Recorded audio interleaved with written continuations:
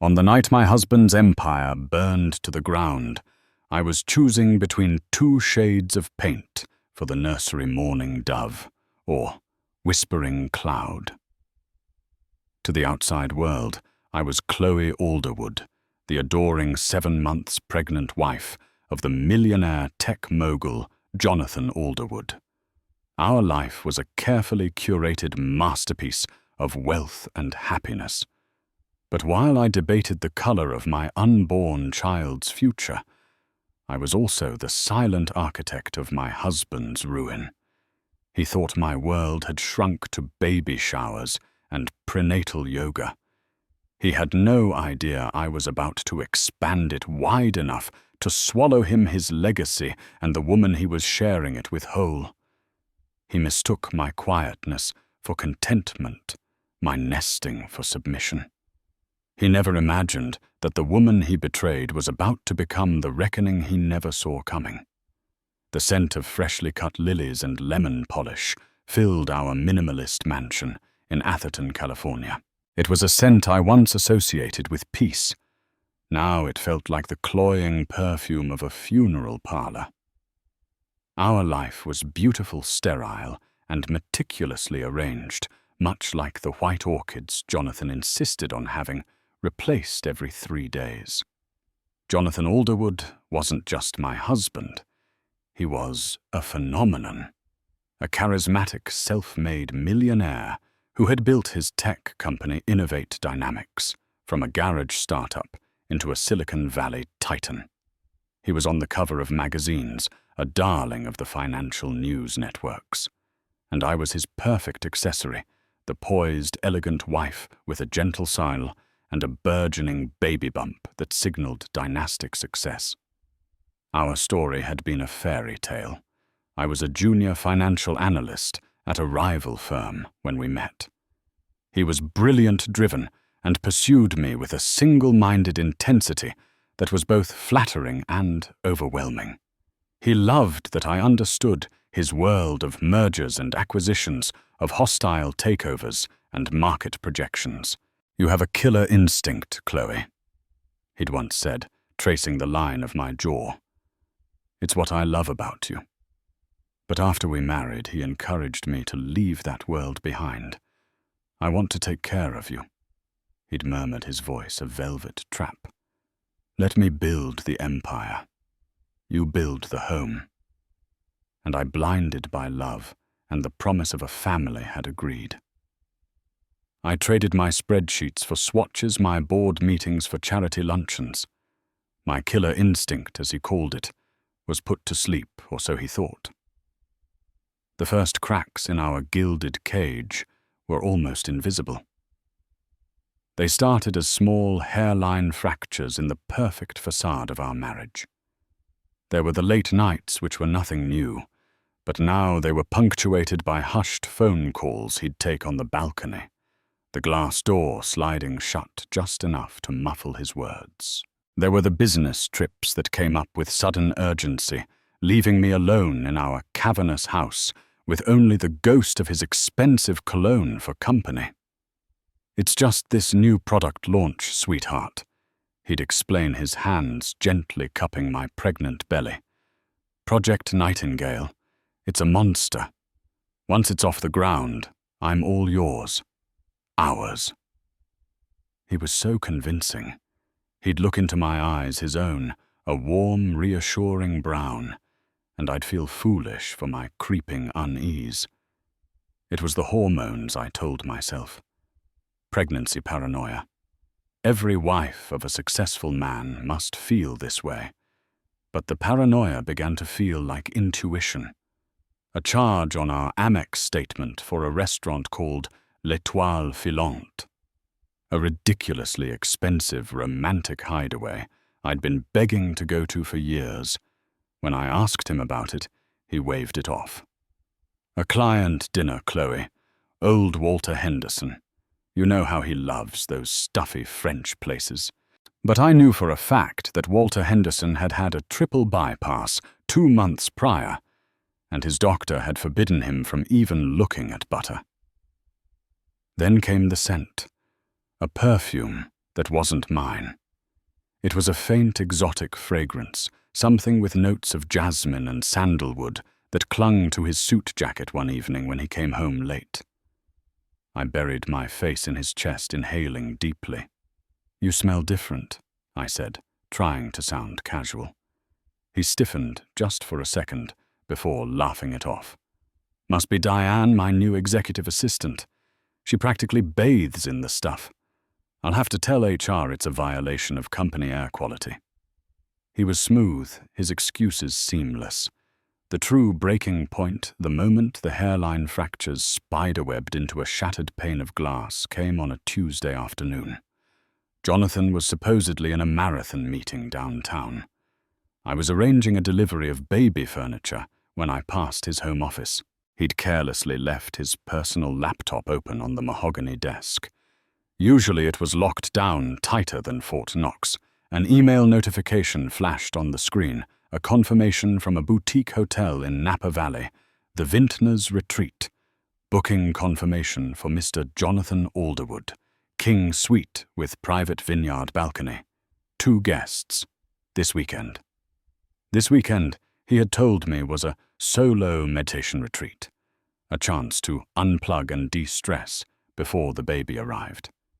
I stared at the words, 2 guests. My heart hammered against my ribs, a frantic, trapped bird. My hands trembled as I clicked on the email. It opened to reveal the full details, including a special request added to the booking. "Please have a bottle of Veuve Clicquot and 2 flutes waiting in the room upon arrival for a special celebration." The air left my lungs. The lilies in the hallway suddenly smelled rotten. The lemon polish seemed acidic, burning my nostrils. I sank into his leather chair, the cold material a shock against my skin. The room swam around me. It wasn't paranoia. It wasn't hormones. It was the truth. The man I loved, the man whose child I was carrying, was living a lie. The killer instinct he had once admired in me began to stir from its long slumber.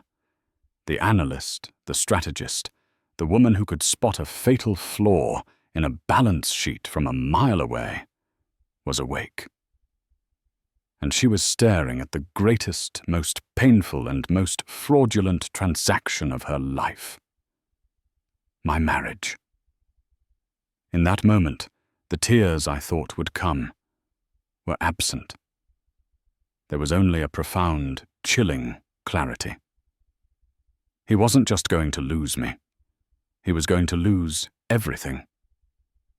Project Nightingale wasn't the only thing about to launch. So was Project Retribution. For 24 hours, I was a ghost in my own home.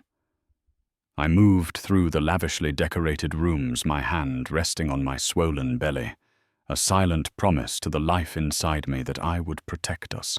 I smiled when Jonathan came home, kissed him goodnight, and played the part of the blissfully unaware wife.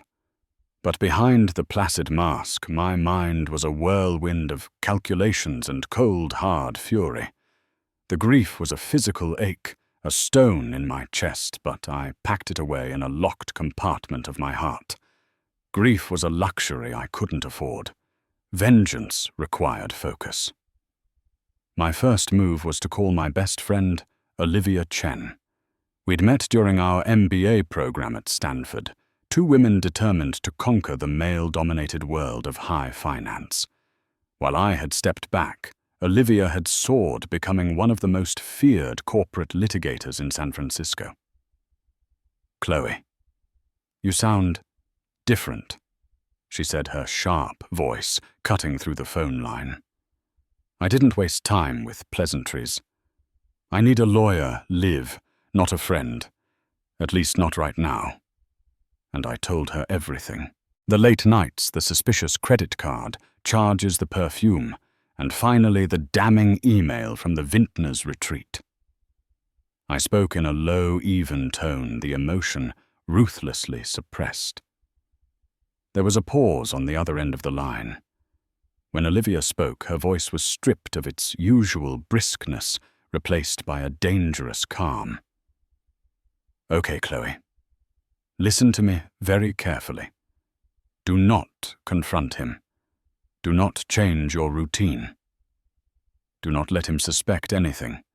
You are a sleeping tiger. Let him think you're still a house cat. What's the plan?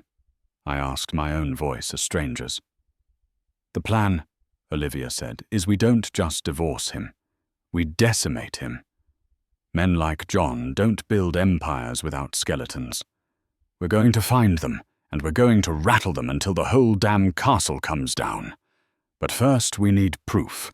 Irrefutable, soul-crushing proof. That night I waited until the sound of Jonathan's deep, even breathing filled the master bedroom. Then I slipped out of bed. My first target was his home office, his sanctuary. Armed with a flash drive and the password I'd once seen him type in when he thought I wasn't looking. Nightingale 77. I accessed his personal laptop. The analyst in me took over. I wasn't a betrayed wife anymore. I was on a forensic accounting mission. I bypassed his personal files and went straight for the financial data. I created a mirror image of his hard drive, a process that took 3 agonizingly slow hours. Every minute I expected to hear his footsteps on the stairs. But he slept on, oblivious. Next, I delved into our shared finances, which I had long neglected. I logged into our accounts, my fingers flying across the keyboard, rediscovering a forgotten fluency. I found a hidden account, a slush fund masked as a holding company, Alderwood Ventures LLC. It was his personal piggy bank, and the transactions told a story of pure indulgence. There were thousands of dollars spent at high-end jewelers like Cartier and Van Cleef and Arpels for gifts I had never received. There were weekly charges at L'Etoile Filante, always for 2.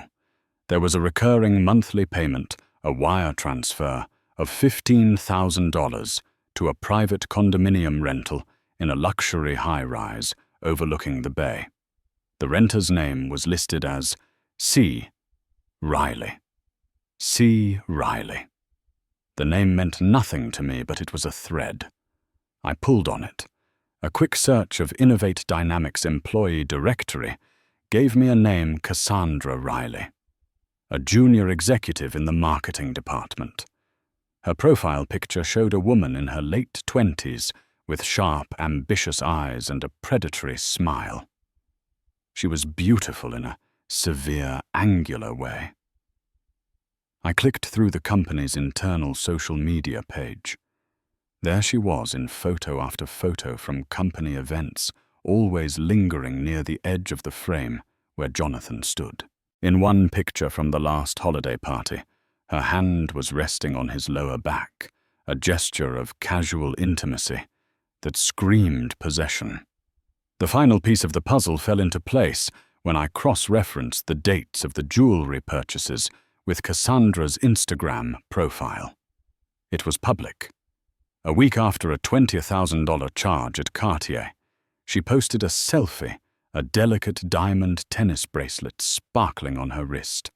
The caption read, "Some girls get all the luck. #blessed.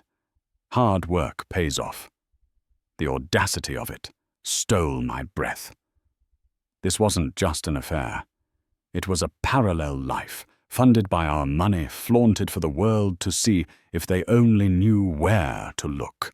She wasn't just a mistress. She was an investment. I downloaded every photo, every transaction, every email. I compiled it all into a heavily encrypted file, a digital bomb of Jonathan's deceit. But Olivia was right. This was just the marital betrayal. To truly bring him down, I needed to dig into his business. And my gut, that long-dormant killer instinct, told me that the rot in his personal life was likely just a symptom of a much deeper disease within Innovate Dynamics. Project Nightingale, the venture he claimed was consuming all his time, was the place I needed to look. And I had a complete mirror image of his hard drive to start my search. The house cat was done sleeping. The tiger was ready to hunt. The days that followed were a masterclass in deception. I was the perfect, glowing, expectant mother. I discussed birth plans, feigned excitement over sonograms, and rubbed my belly with a serene smile whenever Jonathan was around. I was Meryl Streep, giving the performance of a lifetime. Meanwhile, every night after he fell into his self-satisfied sleep, I descended into the digital guts of his empire. My temporary headquarters was the guest room, a space I'd claimed for late-night pregnancy reading. In reality, it was my war room. I bought a new untraceable laptop, paid for in cash, and used a secure encrypted network. With the mirrored hard drive as my map, I began to explore the labyrinth of Innovate Dynamics. At first, everything seemed pristine. The company's public financials were impeccable, a testament to Jonathan's reputation as a business genius.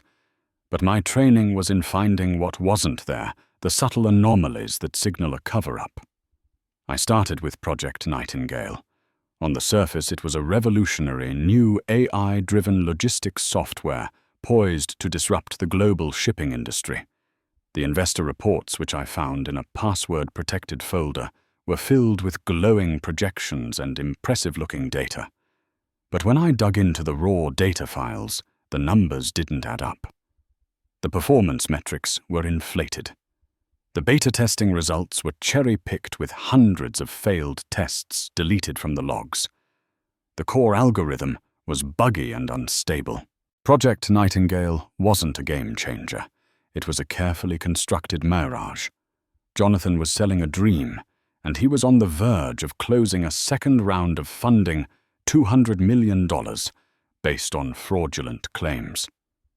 This was more than just grounds for a lawsuit. This was criminal. This was wire fraud and securities fraud. It was the key. But I needed more. I needed a human element. Olivia had put me in touch with a private investigator, a former police detective named Frank Henderson. He was a quiet, unassuming man in his late 50s, with tired eyes that missed nothing. "Your husband is a creature of habit," Frank reported back after only a week of surveillance. "Leaves the office at 7 toward every Tuesday and Thursday. Doesn't go home. Goes to a condo at the Lumina. A Ms. Cassandra Riley meets him in the lobby. They don't come out until the morning." He provided me with a folder containing dozens of high-resolution photographs. Jonathan and Cassandra kissing passionately in the elevator, holding hands as they walked into the building. Her wearing his suit jacket over a silk chemise on the balcony, a glass of wine in her hand. Each photo was a clinical, brutal confirmation of what I already knew. Seeing it was different. It was a spear through the chest. I allowed myself exactly 5 minutes to feel the pain, to let the hot tears fall.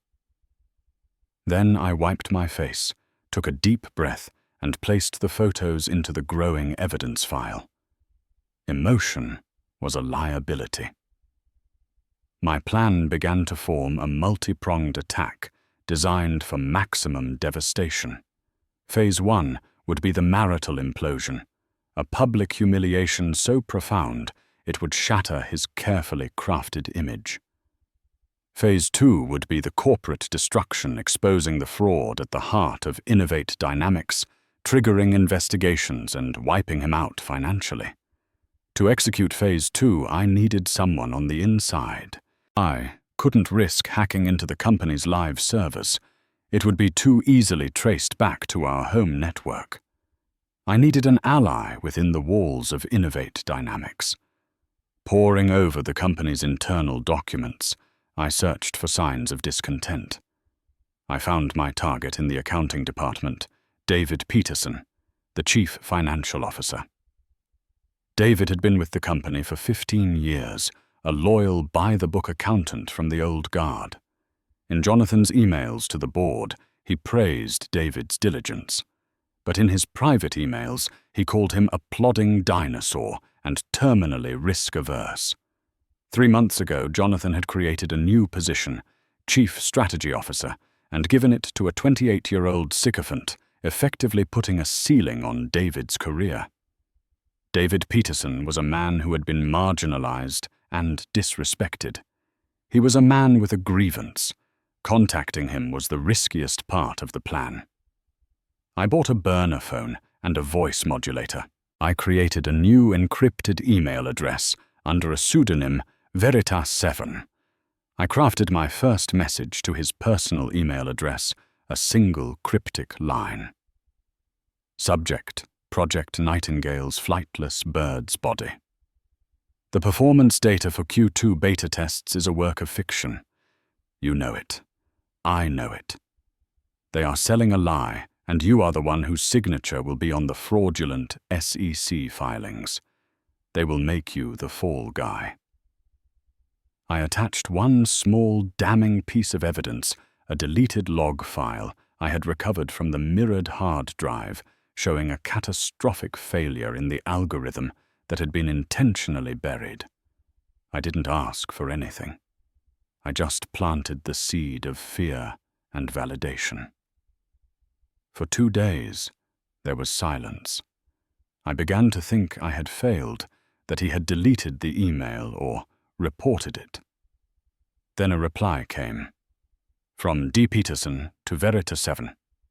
Who is this? My heart pounded. I typed my reply.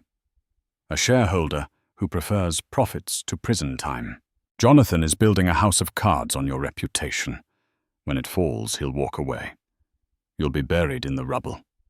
I want to prevent that, for both our sakes.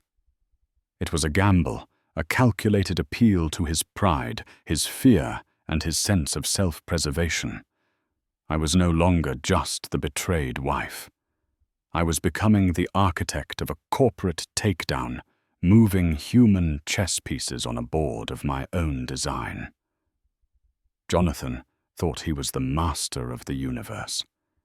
He had no idea a quiet, pregnant woman in his guest room was about to rewrite his destiny. The digital conversation with David Peterson was a delicate dance of mistrust and mutual interest. He was cautious, terrified of losing his job, his pension, his entire life's work. I was patient. I never pushed. I simply laid out the facts, feeding him pieces of information that only a true insider or someone with complete access to the CEO's private data could know. Veritas7. Check the capital expenditure reports for Nightingale hardware. They've been inflated by 30%. The excess is being funneled into an offshore account in the Cayman Islands, an account under the name Alderwood Ventures LLC. I sent him the account number. I knew this would be the tipping point. His own name was on the line, his signature rubber-stamping fraudulent reports. He was being made an unwitting accomplice to a federal crime. The reply, when it came a day later, was different. The fear was replaced by a cold, simmering anger. D. Peterson. He told me it was for discretionary R&D. The bastard. What do you want, Veritas7? I want you to start making your own copies. Everything. Internal audit reports, unredacted investor communications, the real beta test data. Use a secure flash drive. Do not access it on a company computer. The day will come when you will need it as an insurance policy. I will tell you when and how to use it. A silent partnership was forged in the encrypted ether.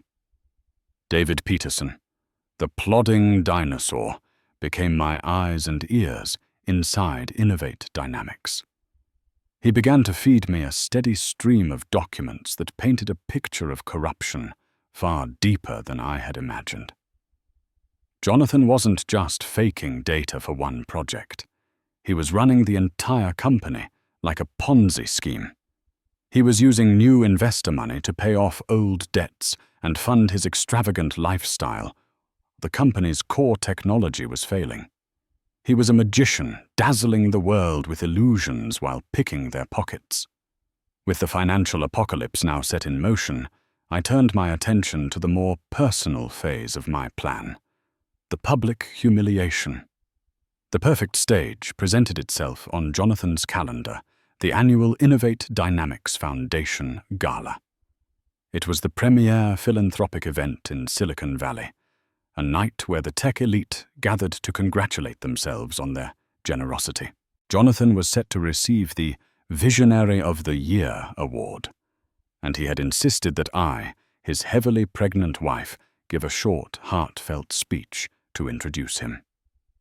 "Just a few words, Chloe," he'd said, kissing my forehead. "Tell them what a wonderful, supportive husband I am.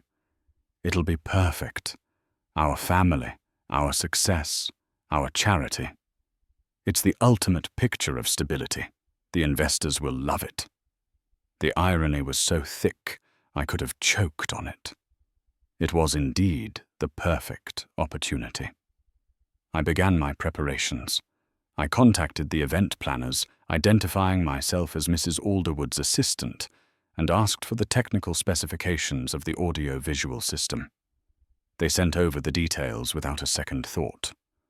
I then hired a freelance video editor through an anonymous online service, paying in cryptocurrency. I sent the editor Frank Henderson's surveillance photos, the screenshots of Cassandra's Instagram posts with the jewelry Jonathan had bought her, and select damning snippets from Jonathan's text messages, which I had recovered from his cloud backup. Messages like, "John, she's getting so emotional these days. The hormones are making her paranoid. Cassandra, poor you. Having to deal with a nesting whale. When are you going to leave her John soon, baby? After the Nightingale funding closes. We can't rock the boat until the money is in the bank. The family man image is crucial right now." The editor compiled it all into a slick, brutal 3-minute video montage set to the soaring, dramatic score of a classical piece Lacrimosa from Mozart's Requiem. It was a masterpiece of emotional devastation. The final piece of the plan was Olivia. "I need you to file for divorce, Liv," I told her over a burner phone. "But you cannot file it until the exact moment I walk on stage at the gala. I need every asset frozen simultaneously. When the bomb drops, I want him to have nowhere to run, no money to access, no power to leverage." Olivia's voice was filled with grim admiration. "Chloe, you are terrifying. I love it. Consider it done. We'll file an emergency petition with a restraining order citing infidelity and financial malfeasance. We'll attach the photos and the offshore account details as Exhibit A. By the time you're done with your speech, he'll be a pariah with a frozen fortune." The night of the gala arrived. I chose my dress with care, a stunning custom-made emerald green gown that accentuated my baby bump. It was the color of money and envy. As I stood before the mirror, Jonathan came up behind me, wrapping his arms around my waist. "You look breathtaking," he whispered, nuzzling my neck. "My perfect wife, my perfect family. Tonight is our night." I met his eyes in the mirror, my lips curling into a soft smile. "Yes, it is, darling," I said, my voice sweet as poison. "They'll be talking about this night for years to come." He beamed, completely oblivious. He thought he was the star of the show. He had no idea he was merely the guest of honor at his own execution. The curtain was about to rise on the final act. The ballroom at the Fairmont San Francisco was a sea of glittering jewels and tailored tuxedos. The air buzzed with the self-congratulatory hum of the tech world's most powerful players. I navigated the room on Jonathan's arm, a serene smile plastered on my face, accepting fawning compliments on my maternal glow. Jonathan was in his element, shaking hands, clapping backs, his laughter booming across the crystal chandeliers. He was a king in his court. Cassandra Riley was there, of course. She wore a slinky, blood-red dress that stood in stark contrast to my emerald green. She played her part well, keeping a professional distance, but I saw the way her eyes followed Jonathan, the possessive glint that flared whenever another woman spoke to him for too long. I caught her gaze once across the room. She gave me a dismissive, almost pitying little smile. The poor, pregnant, clueless wife. I returned it with a serene nod, a silent promise of the hell that was about to break loose. Dinner was a blur of bland salmon and endless speeches. Finally, the moment arrived. The master of ceremonies, a well-known tech journalist, took the stage. And now, to introduce our visionary of the year, a man who is not only changing the world with his innovation, but also building a beautiful family. Please welcome the heart of that family, the lovely Chloe Alderwood. A warm spotlight found me as I made my way to the stage. The applause polite and expectant. I moved with a deliberate, calm grace, my hand resting on my belly. Jonathan, seated at the head table, beamed at me, blowing a kiss. The large screen behind the podium displayed a static image, the Innovate Dynamics Foundation logo. I reached the podium and adjusted the microphone.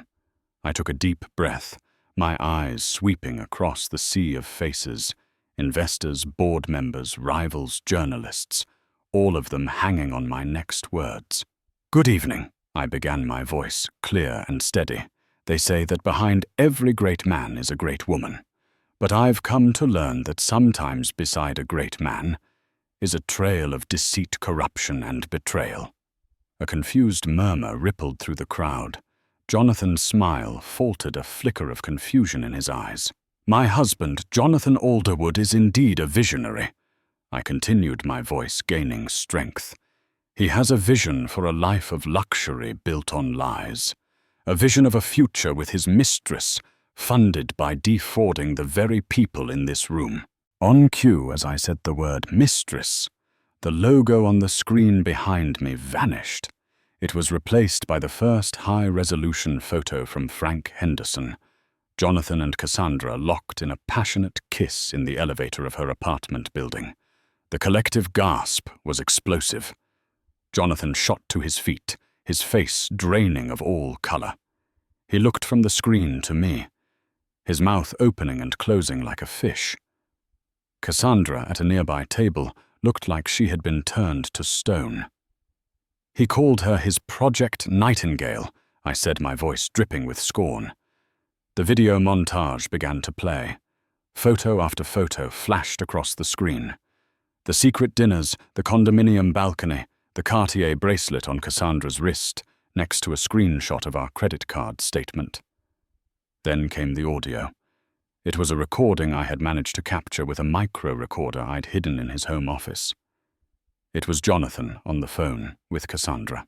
Jonathan's voice, slick and condescending. "Just be patient.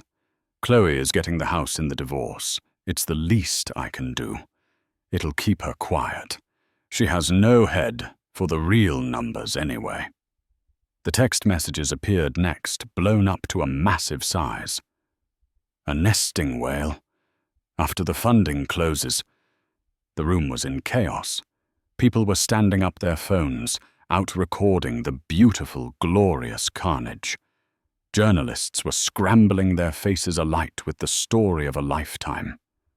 Jonathan was shouting something, but his words were drowned out by the lacrimosa swelling to its dramatic crescendo. I let the final image, a picture of Cassandra and Jonathan toasting with champagne on her balcony, linger on the screen for a full 10 seconds. Then I leaned back into the microphone, my voice cutting through the pandemonium. "As for the Visionary Award," I said, my eyes locking with Jonathan's horrified gaze, "I believe the SEC and the FBI will have one of their own to present to you. Congratulations, darling. You've finally made a legacy that will last a lifetime. I turned and walked off the stage, not looking back. I didn't need to. I could feel the heat of his world incinerating behind me. As I reached the exit, my phone buzzed.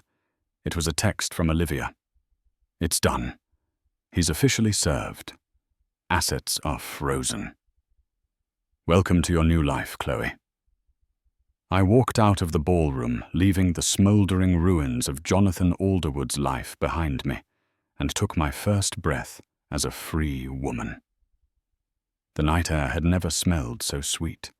The gala was merely the public execution. The financial annihilation began at dawn the next day. While the tech blogs and gossip sites were feasting on the salacious details of the gala of ruin, a far more devastating story was breaking in the financial press. A renowned investigative journalist at the Wall Street Journal, a woman I had anonymously fed information to, for weeks published a bombshell exposé titled "Innovate Dynamics, the Nightingale That Never Sang." The article was a meticulous takedown of Jonathan's empire, supported by a mountain of irrefutable evidence. David Peterson, my man on the inside, had delivered. The leaked documents laid bare the entire fraudulent enterprise, the doctored performance data, the inflated revenue projections, the secret offshore account in the Caymans used to siphon company funds. David Peterson was presented as the courageous whistleblower. His reputation secured, his complicity erased by his cooperation. He had saved himself just as I had promised. The market reaction was instantaneous and brutal. When the Nasdaq opened at 9:30 a.m., Innovate Dynamics stock, INVDA, plummeted. It dropped 60% in the first 10 minutes of trading, triggering an automatic halt. When it reopened, the sell-off continued, a frantic exodus of terrified investors. The company he had spent his life building was being eviscerated in a matter of hours.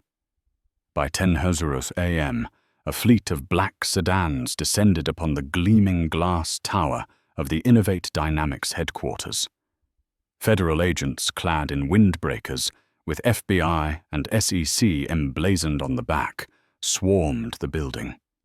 They carried boxes and warrants, their faces grim and impassive. Employees watched in stunned silence as Jonathan's office, the corner suite with the panoramic view, was sealed off and its contents seized. Jonathan, I later learned, had been holed up with a team of crisis managers and lawyers since the gala ended. But there was no managing this crisis. He was trying to move money to hide assets, but Olivia's emergency court order had been ruthlessly efficient. Every account, every stock option, every line of credit with his name on it was frozen solid. He was a king, trapped in a castle with no treasury. His arrest came just before noon. The press, tipped off by an anonymous source, was waiting.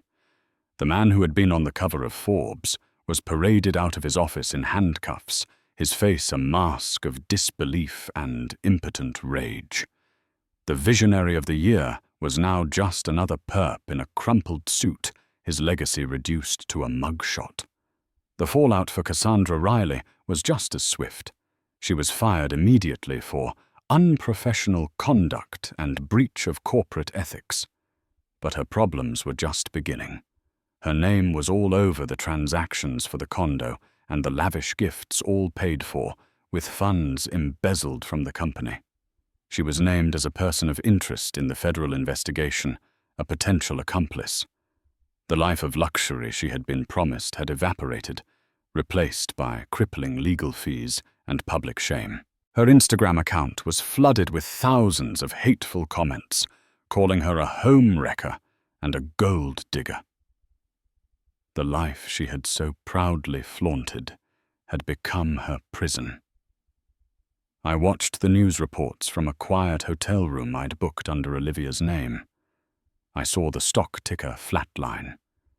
I saw the FBI agents carrying boxes of evidence. I saw Jonathan's face contorted in fury as he was pushed into the back of a federal vehicle. There was no triumph, no elation, just a profound, quiet sense of completion, a necessary, painful, and deeply satisfying rebalancing of the scales. The storm I had unleashed was raging, but I was in the eye of it, calm and untouched. My phone rang. It was an unknown number. I hesitated, then answered. "Chloe." His voice was a venomous rasp. He was calling from jail. "You did this. You ruined me." I held the phone to my ear, listening to the sound of his brokenness. I thought of the lies, the betrayal, the condescension. I thought of him calling me a nesting whale. I rested a hand on my belly, feeling the gentle kick of my child. "No, Jonathan," I said, my voice as cold and clear as ice. "You did this. You just thought no one was smart enough to notice. You underestimated me. You always did." I hung up before he could reply. I blocked the number. The final domino had fallen. His voice, his influence, his very presence in my life was now just static. It was over. 6 months later, I was sitting in a rocking chair on the porch of a charming, sun-drenched house in coastal Oregon. The air smelled of salt and pine, a clean, honest scent that was the antithesis of my old life. In my arms, a 2-month-old baby girl, Amelia, slept peacefully, her tiny chest rising and falling in a steady rhythm. My daughter. Our daughter. The legal battles had been messy but decisive. Jonathan Alderwood, facing overwhelming evidence, had taken a plea deal. He was sentenced to 12 years in a federal white-collar prison for securities fraud and embezzlement. Innovate Dynamics was bankrupt, its assets liquidated to pay a fraction of what was owed to its defrauded investors and creditors. His name was now a cautionary tale in business schools, a synonym for hubris and spectacular failure. Cassandra Riley had managed to avoid jail time by cooperating fully with the prosecution, testifying against Jonathan in excruciating detail. She was left with nothing but a mountain of debt and a reputation so toxic she would likely never work in the tech industry again. I heard she had moved back to her hometown in Ohio, a ghost of the ambitious woman she had tried to be. Thanks to Olivia's legal prowess, the divorce settlement had been swift. We had successfully argued that my share of the marital assets should be drawn from funds acquired before Jonathan's criminal activity began in earnest. I wasn't a millionaire, but I was comfortable. I had enough to buy this house to secure Amelia's future, and most importantly, to be free. The money wasn't a prize. It was a tool, the means to an end. The real victory was the peace. I looked down at Amelia's face, a perfect tiny blend of his features and mine. For a moment, I saw a flicker of him in the curve of her brow, and a cold knot tightened in my stomach. But then she smiled in her sleep, a purely innocent, milky smile, and the knot dissolved. She was not his legacy of deceit. She was my future of hope. She would be raised by a mother who was strong, resilient, and honest. She would know her own worth, and she would never, ever let anyone underestimate her. My phone buzzed on the small table beside me. It was a picture message from Olivia. It was a selfie of her and David Peterson clinking champagne glasses. The caption read, "To new beginnings." Peterson just made partner at the new firm that rose from INVD's ashes. He says to thank you. I smiled. It was a good ending for him. He had been a pawn in my game, but a deserving one. The sun began to set, painting the Pacific sky in brilliant strokes of orange and purple. Amelia stirred in my arms, her eyes fluttering open. They were my eyes. I held her close, breathing in her sweet baby scent. The gilded cage of my past felt like a distant, half-forgotten dream. The pain of the betrayal had faded, leaving not a scar, but a newfound strength. Jonathan had once admired my killer instinct, before trying to bury it under a mountain of expensive throw pillows and domesticity. He had forgotten that a tiger never truly loses its stripes, no matter how much you try to convince it that it's a house cat. He had forged his own destruction in the fires of his arrogance, and I had simply been the architect drawing the blueprint for his inevitable collapse. My revenge wasn't just about destroying him. It was about reclaiming myself. And as I sat there with my daughter in my arms and an endless ocean before me, I knew I had done just that. My future was no longer written in his shadow. It was a blank page, and for the first time in a long time, I was holding the pen. 5 years had passed. 5 years of quiet sunrises over the Pacific, of muddy boots by the back door, and of a peace so profound it had seeped into my very bones. Our little house in Oregon was no longer a refuge. It was simply home. Amelia was a whirlwind of joyous energy, a 5-year-old with my eyes and an insatiable curiosity about the world. Her questions were a constant stream. Why is the sand wet? Where does the sun sleep at night? Do starfish have parents? I answered them all, my heart swelling with a love that was fierce and absolute. We had built a world for ourselves, a world of tidal pools, garden patches, and bedtime stories, a world that had no room for ghosts. Then one crisp autumn afternoon, a ghost came knocking. It arrived in a sterile, official-looking envelope, forwarded from a P.O. box Olivia maintained for me. My name and old address were typed on the front, a relic from a life I no longer recognized. Inside was a letter not from him, but from a parole board attorney. Jonathan Alderwood, inmate number 73406-054, was eligible for his first parole hearing. He had served 5 years of his 12-year sentence. He had, the letter stated, been a model prisoner. He had taught business classes to other inmates. He had expressed deep remorse for his actions. As part of his application for conditional release, the board was seeking a statement from his victim. From me. I read the letter twice, a cold, unwelcome dread creeping up my spine. They didn't want me to object, necessarily. They simply wanted a statement on how his crimes had impacted my life. A neat little box to check in his rehabilitation file. He wanted me to be a part of his story again, a footnote in his chapter of redemption. That evening, after I'd tucked Amelia into bed, I called Olivia. I got a letter. I said, my voice quiet. I know. The parole board, she replied, her tone as sharp and practical as ever. I was waiting for you to call. What are you going to do? That's why I'm calling you. I admitted, pacing my small living room. A part of me wants to write a letter so scathing it ensures he rots in there for the full 12 years. Another part of me wants to just burn it. Let me give you some context before you decide, Olivia said, and I could hear the faint sound of her typing. I keep tabs on him, you know, for your protection. I steeled myself. How is he? Pathetic, she said, without a hint of sympathy. The Titan of Tech is now just inmate number 73406. He's aged 20 years, lost most of his hair, developed a paunch. His prison business classes are a joke. He's teaching con men how to write a business plan. The deep remorse is a performance for the parole board. The only thing he's sorry about is that he got caught. A bitter taste filled my mouth.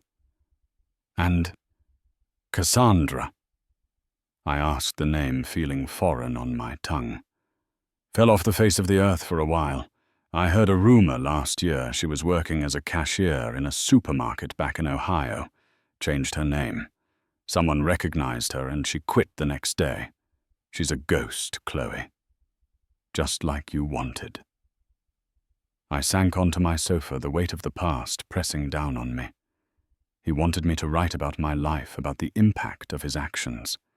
He wanted a story of a victim, a broken woman he could use as a stepping stone back to the world. "What should I do, Liv?" I whispered. The old you, the Chloe I helped plan the takedown, would bury him under a mountain of legal paperwork, Olivia said softly. But the you of today...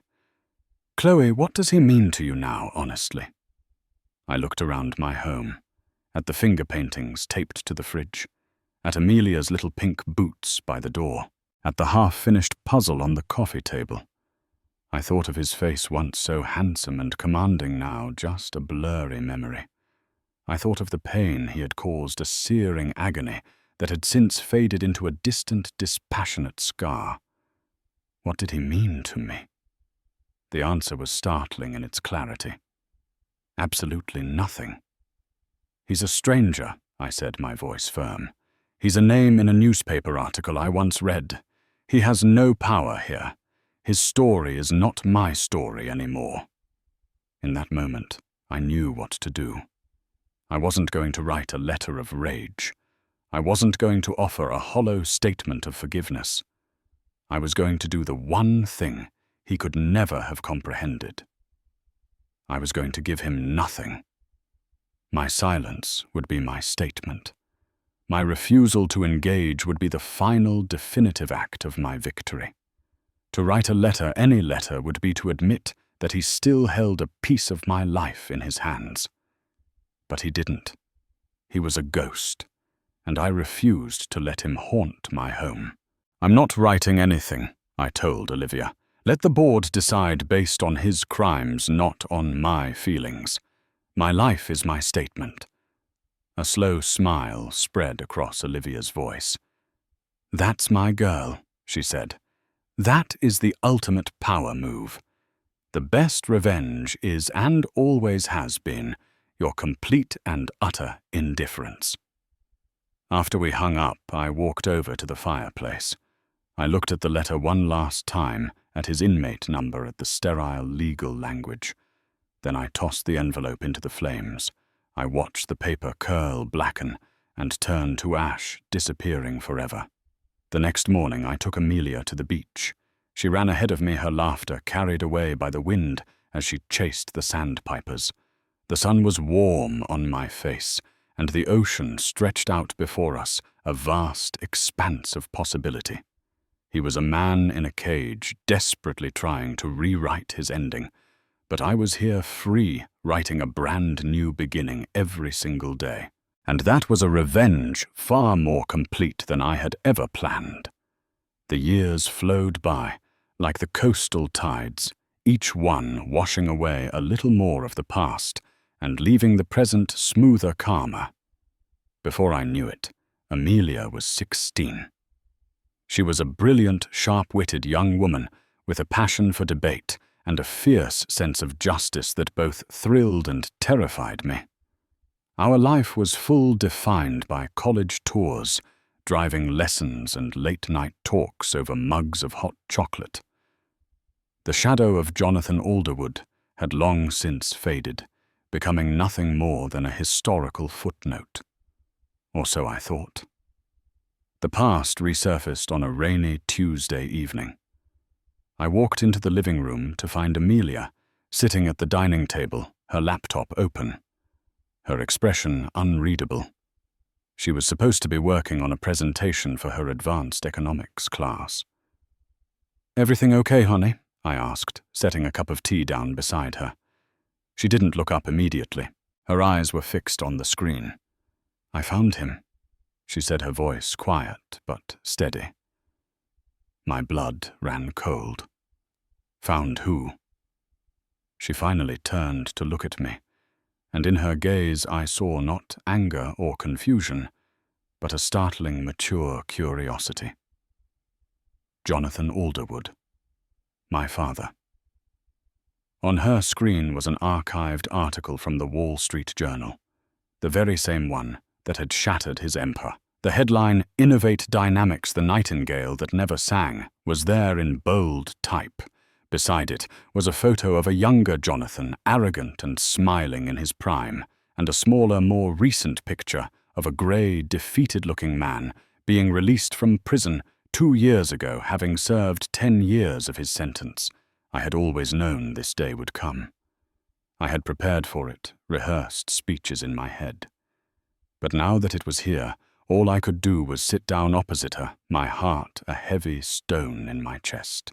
My project is on famous corporate collapses of the 21st century. Amelia explained, her tone more academic than emotional. His name came up. I read everything, Mom. The Fraud, the Gala, Cassandra Riley, all of it. She took a slow breath. The articles paint you as a victim, a scorned wife who got her revenge. But that's not the whole story, is it? I looked at my daughter, this person I had fought so hard to protect, and I saw not a child, but an equal. It was time for the truth. Not the tabloid version, but my version. I told her everything. I spoke not of a dramatic revenge plot, but of a fight for survival. I explained the fear, the chilling realization of the betrayal, and the cold, calculated decisions I had to make, not for vengeance, but for her. To ensure the child in my belly would be born into a world of honesty and security, not one built on lies and stolen money. He made choices that were going to hurt a lot of people, Amelia. I said, my voice even, including us. I made a choice to stop him. It wasn't about hate. It was about justice, and it was about protecting you before you were even born. I went to my old wooden chest and pulled out a small locked box. It contained the burner phone, the encrypted flash drive, and Frank Henderson's surveillance photos. I laid them on the table between us, not as trophies, but as artifacts of a war she needed to understand. Amelia picked up one of the photos of Jonathan and Cassandra, looking at it with a dispassionate, analytical eye. So that's her. She put it down. He chose this. He chose all of this over you. Over me. Yes, I said softly. She looked from the evidence of my old life to my face, and her expression softened. A slow, sad smile touched her lips. Wow, she whispered, a world of understanding in that single word. All this time I thought you were just my mom, the one who gardens and makes terrible pancakes. She shook her head in awe. You were a warrior. In that moment, any fear I had about the past poisoning her future vanished. She wasn't broken by the knowledge. She was empowered by it. The story of her father wasn't her tragedy. The story of her mother was her inspiration. Later that night, we stood on the porch watching the moon rise over the dark, churning ocean. Does it ever make you sad? Amelia asked, her shoulder bumping against mine. It used to, I admitted. But now I just see it as a necessary storm that cleared the way for all of this. I swept my hand towards the peaceful horizon, towards our home, towards her. He wasn't the great love of my life. He was the great lesson. And you, I said, turning to her, my voice thick with emotion. You are the great reward. Amelia smiled, her eyes reflecting the moonlight. In them, I saw the same fire, the same intelligence, the same killer instinct that Jonathan had once seen in me. But in her it was tempered with a deep well of compassion and integrity that he could never have understood. The past was a closed book, a story of a fallen king. But Amelia, she was the legacy. She was the future, and she was already writing a magnificent story of her own. And I knew with every fiber of my being, it would be a story of a queen. Chloe Alderwood's story, is a powerful reminder that the deepest betrayals can often awaken the deepest strengths. She transformed her pain not into bitter hatred, but into a meticulously crafted plan for justice. It's a story about a woman who was systematically underestimated and who used that very prejudice as her most powerful weapon. Her journey from a heartbroken wife to the architect of a dishonest man's downfall shows that resilience and intelligence are a force to be reckoned with. She didn't just get even.